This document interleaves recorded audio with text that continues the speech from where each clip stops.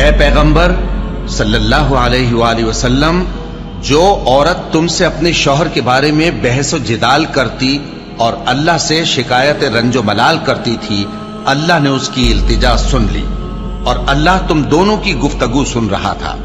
کچھ شک نہیں کہ اللہ سنتا ہے، دیکھتا ہے۔ جو لوگ تم میں سے اپنی عورتوں کو ماں کہہ دیتے ہیں وہ ان کی مائیں نہیں ہو جاتی، ان کی مائیں تو وہی ہیں جن کے بطن سے وہ پیدا ہوئے۔ بے شک وہ نامعقول اور جھوٹی بات کہتے ہیں، اور اللہ بڑا معاف کرنے والا ہے، بخشنے والا ہے۔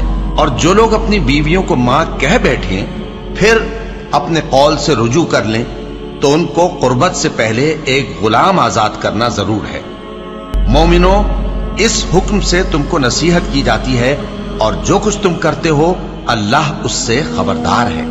اب جس کو غلام نہ ملے وہ قربت سے پہلے لگاتار 2 مہینے کے روزے رکھے، پھر جس کو اس کا بھی مقدور نہ ہو اسے 60 محتاجوں کو کھانا کھلانا چاہیے۔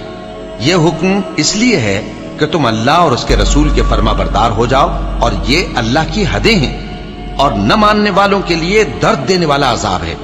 صحابی ہیں اوس بن صامت، انہوں نے اپنی بیوی کو طلاق دے دی۔ ایک طلاق تھی جاہلیت کی جس میں یوں کہا جاتا تھا تو میری ماں کی طرح ہے، تو اس پر طلاق ہوتی تھی جاہلیت میں۔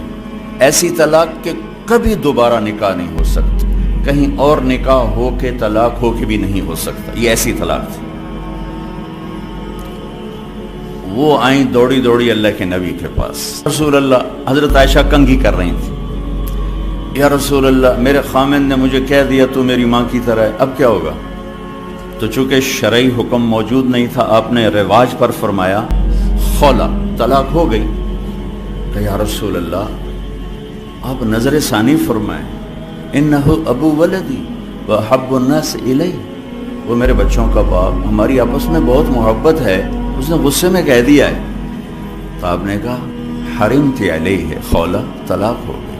ان کا یا رسول اللہ اکل مالی وافنا شبابی ونثرت له بطنی وتفرق اہلی، یا رسول اللہ میرا بڑھاپا آ چکا ہے، میرے ماں باپ مر چکے ہیں، میرے چھوٹے چھوٹے بچے ہیں، میری جوانی ختم ہو چکی ہے، مال میرے پاس کوئی نہیں، اگر یہ طلاق ہوتی تو میں کہاں بیٹھوں، مجھے کون سہارا دے؟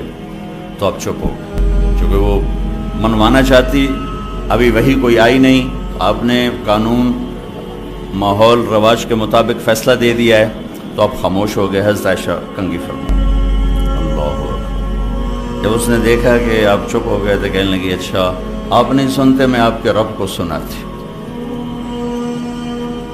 اللہ کے نبی کہہ رہے ہیں طلاق ہو گئی، وہ کہہ رہی اچھا میں آپ کے رب سے بات کرتی ہوں۔ اس نے وہیں ہاتھ اٹھایا، اللہم انہم لی منہ صبیۃ صغار، اے میرے رب میرے چھوٹے چھوٹے بچے، ان ضممتہم الی فضاجعہم، میں اپنے پاس رکھوں تو روٹی کہاں سے کھلاؤں، ان ضممتم الیہ فضاعہ، باپ کے پاس چھوڑوں تو تربیت کون کرے گا؟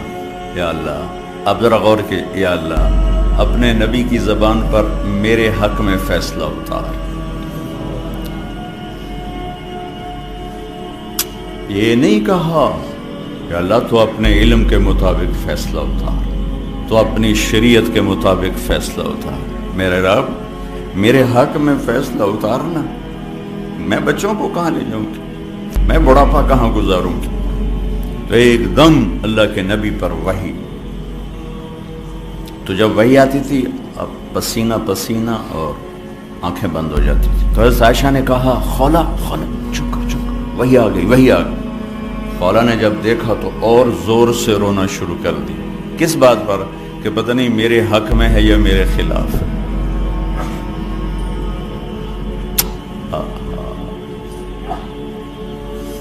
جب وحی ختم ہوئی تو آپ نے پسینہ پہنچا اور مسکراتے ہوئے فرمایا خولا تجھے مبارک ہو، اللہ نے تیرے حق میں فیصلہ دے دیا۔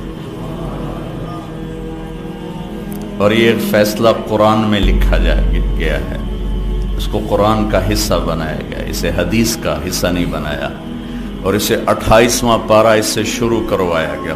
28واں پارہ سورہ مجادلہ، نام ہی مجادلہ رکھا، مجادلہ جھگڑا کرنے والی عورت، جھگڑا کرنے والی، اللہ کے نبی سے جھگڑا نامی مجادلہ ہے۔